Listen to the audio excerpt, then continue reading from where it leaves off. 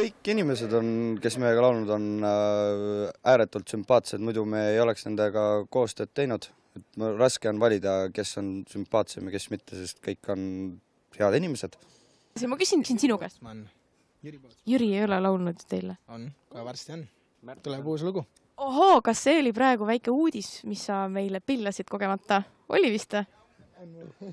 Võib-olla on, jah. No teie avalike suhete strateegia on küll võrratu. Aga Kristel siin enne kiitis meeletult just sind eriti, et sa oled selle Eesti muusikaauhindade gala jaoks sellele loole, mis siis Kristel hakkab esitama, teinud suurepärase miksi. Kuidas sul need miksid tulevad niimoodi varukast?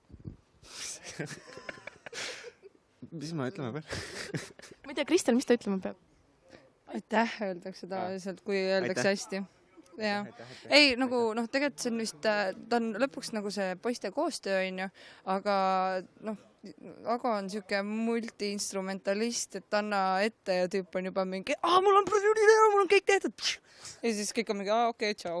Okei, ma põhimõtteliselt saan aru, miks alati sind tanki pannakse ja nende eest rääkimaga pannakse, sellepärast, et sinu käest ilmselgelt saab vastused kätte.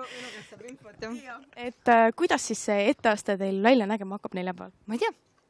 See on see koht, kus ma jään vastuse võrgu, sest et mul ei räägita mitte midagi, ma hakkan kohe siin lavaproovist nüüd teada saama, mis siin saama hakkab. Supra.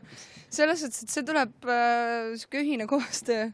Tegelikult ma arvan, et väga cool tuleb lihtsalt juba sellepärast, et me lähme lavale ja me anname seda energiat, mis meil omavahel on tekkinud, mis meil anda on ja seda on hästi palju. Kas siis see muusikaauhindade reklaamklipi lubadused tulevad lennukid ja kosmoselaevad ja kõik muud asjad, mis te Taukarile ja Liisile kokku rääkisite, seda siis tule? Tuleb, muidugi.